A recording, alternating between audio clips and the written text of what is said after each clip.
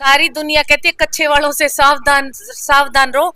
उसी को मैं बता दूंगी। इनके बीच में रोता हुआ वो ना रोने तो लग गया, जाने से पहले ही रोना शुरू कर दिया उसने। असल में भाजपा की बी टीम आज इनेलो है। इनेलो की टिकट्स जो है वो दिल्ली से डिसाइड होके आई है। हमने भला किया था तो आज मैं कहूंगी कि नेकी कर और दरिया में डाल। हमने तो दरिया में डाल दिया और मैं तो कसम खा ली कि मैं मेरे मुंह से जीवन में उसका कभी नाम नहीं लूंगी।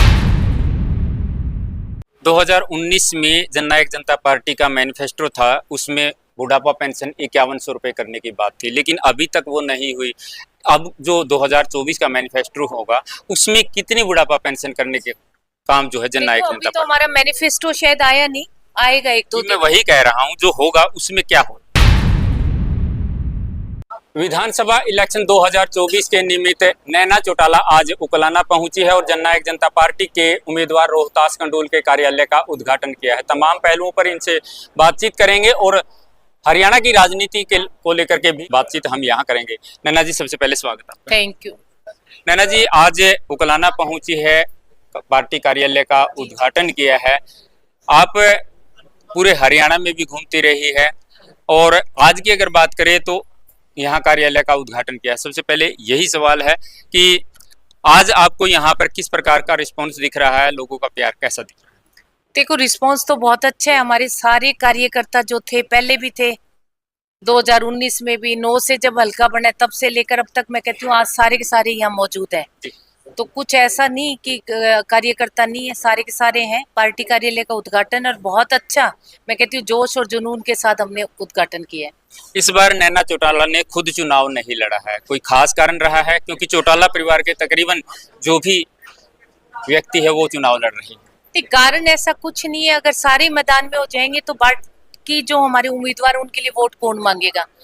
तो मैं और अजय सिंह जी जो है वो 90 की 90 विधानसभा सीट पर जाकर सारे उम्मीदवारों के लिए वोट्स का काम मांगने का काम करेंगे, क्योंकि बहुत जरूरी है।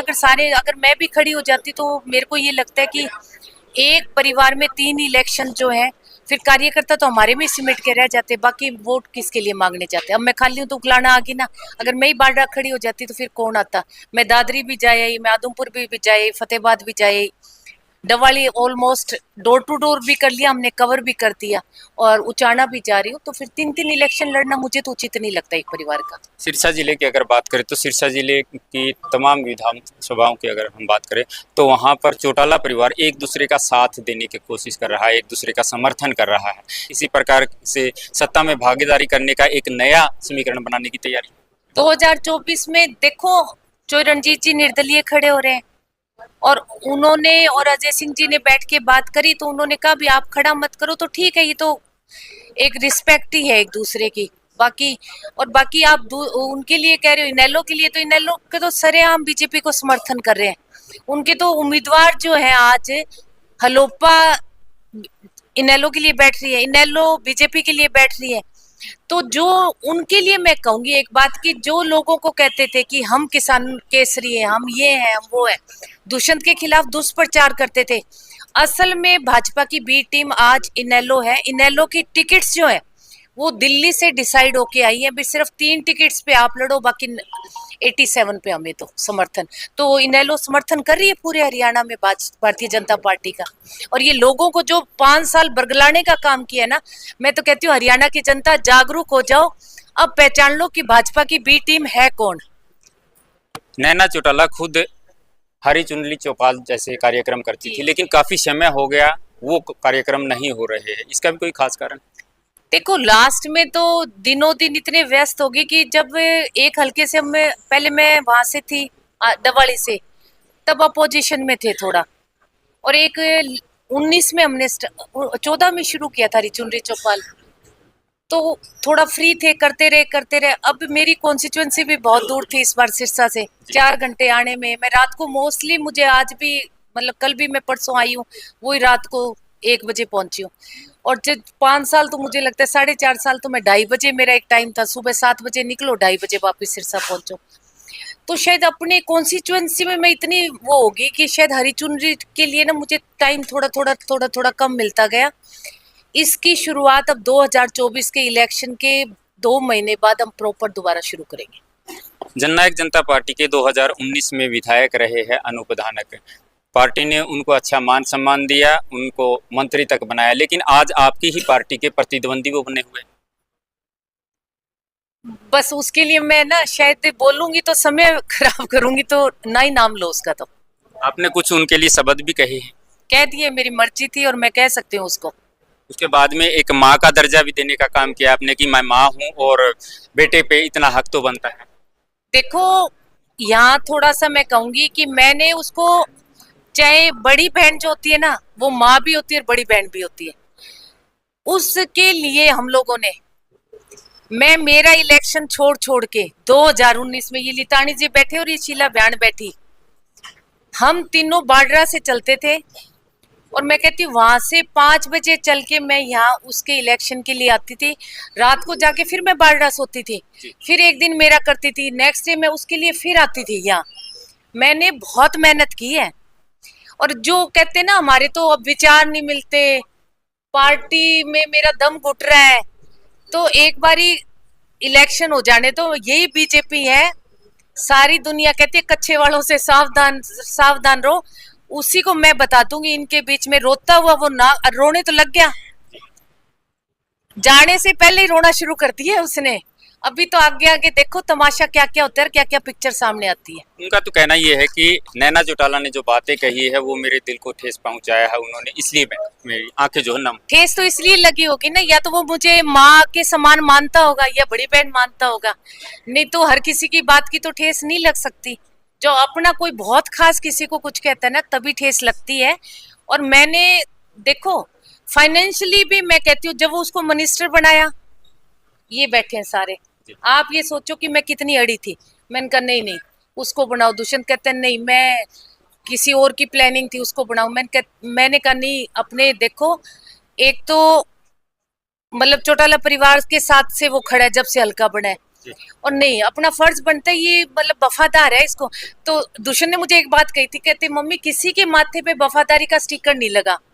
मैंने कहा नहीं, अनूप वफादार है और मैं इसके लिए इतनी मेहनत करी है, दुष्यंत इसको बनाओ। और दुष्यंत ने मेरे कहने से, फिर जब डिपार्टमेंट बांटने की बात आई, तब उसको शेयरिंग में डिपार्टमेंट दे रहे थे, फिर मैं अड़ी दुष्यंत से। मैंने कहा नहीं, इसको सिंगल हैंड राजपाट दे दो, बेचारा ये भी राज कर लेगा। अगर ये भी थोड़ा ऊपर आता है तो अपनी मतलब फायदा है, अपने को अपनी इज्जत है इस चीज में, अगर हम अनूप को ऊपर लेके आते हैं। पर ये नहीं पता था कि ऊपर किसी को धीरे धीरे लाना और उसके मेहनत करना हमारे लिए नुकसानकारी होगा। यानी कि फर्श से अर्श तक लेके जाने की जो बात थी वो आपके लिए घातक सिद्ध हुई। पर हमारे लिए कोई नहीं, चौधरी देवीलाल ने पता नहीं कितने ऐसे बनाए हैं, ठीक है ना। तो हमने भला किया था, तो आज मैं कहूंगी कि नेकी कर और दरिया में डाल। हमने तो दरिया में डाल दिया, और मैं तो कसम खा ली कि मैं मेरे मुंह से जीवन में उसका कभी नाम नहीं लूंगी। 2019 में जननायक जनता पार्टी का मैनिफेस्टो था, उसमें बुढ़ापा पेंशन 5100 रुपए करने की बात थी, लेकिन अभी तक वो नहीं हुई। अब जो 2024 का मैनिफेस्टो होगा उसमें कितनी बुढ़ापा पेंशन करने के काम जो है जननायक जनता तो हमारा मैनिफेस्टो शायद आया नहीं, आएगा एक दो दिन। मैं वही कह रहा हूँ, जो होगा उसमें क्या हो। अभी तो हमारी 5100 रुपए ही है, हमारा टारगेट 5100 रुपए का है। देखो दुष्यंत ने राज तो बीजेपी ने पिछले 5 साल में भी किया है, नहीं बढ़ाई ना। अब हमारे दुष्यंत के प्रेशर से 1800 3000 करने का काम किया। और दुष्यंत ने सबसे बड़ा काम जो मैं जननायक जनता पार्टी ने किया, वो महिलाओं को 50% की पंचायतों में भागीदारी देने का काम किया है। 33% जो दिया वो डिपो होल्डर्स में दिया है। और उससे बड़ा काम जो है वो बैकवर्ड क्लास को 8% कोटा जो दिया है ना, वो मैं कहती हूँ बैकवर्ड क्लास के लिए सोने पे सुहागा है। किसान आंदोलन की अगर बात करें तो अक्सर देखा गया है कि किसान आंदोलन से लेकर के अब तक दुष्यंत चौटाला का विरोध होता रहा है। अब क्या मानते हैं 2024 का जो चुनाव है इसमें कितना असर उस आंदोलन का रहने वाला? देखो जो विरोध था वो बीजेपी के अलायंस होने का था, अब हमने बीजेपी छोड़ दी है।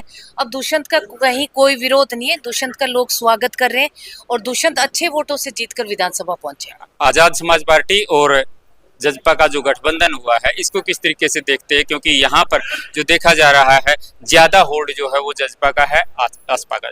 देखो आसपा के, मैं ये नहीं कहती कि आसपा आज हरियाणा में बहुत ज्यादा बड़ी पार्टी है, पर दोनों यूथ है चंद्रशेखर जी ने भी एकदम राजनीति में आके बहुत नाम कमाया है, मेंबर ऑफ पार्लियामेंट बने हैं और हर जिले में 22 की 22 जो है, मैं 90 की 90 विधानसभा सीटों पर उनके नुमाइंदे हैं। आदमपुर में तो मुझे बहुत ज्यादा देखने को मिला, बहुत सारे लड़के जो यूथ थे, हमारे डवाली में बहुत है, उचाना में बहुत है। और देखो मैं कहती हूँ वोटर्स से ज्यादा जब अलायंस करते हैं तो वोटर की वोट्स नहीं देखते हम लोग, आपस में दोनों का गठजोड़ कैसा है वो चीज। तो दोनों यूथ साथ आए, युवा शक्ति कुछ ना कुछ नया करके दिखाई। उकलाना की जनता को लास्ट में क्या अपील करना चाहिए? मैं पूरे उकलाना के एक एक उकलाना वासियों से, उकलाना शहर के लोगों से हाथ जोड़ के जननायक जनता पार्टी के जो हमारे उम्मीदवार है रोहताश कंडूल जी, उनके लिए आप अपना एक एक कीमती वोट जो लोगों के पास है, 5 अक्टूबर को जब वोट डालने के लिए जाओ तो रोहताश जी की फोटो के आगे चाबी वाला बटन है, वो बटन दबा दबा कर शाम तक पूरी टी बुलाकर उस बटन पे नीली शाही से उसको नीला करके और रोहताश जी को जिताने का काम करना। और मैं मेरे सारे पत्रकार मीडिया भाई बंधु आपसे भी कहूंगी कि प्लीज वोट फॉर जेजेपी और वोट फॉर रोहताश खंडूल, और आप भी हमारा एक है ना शुभ प्रचार करने का काम हरियाणा में कर दो।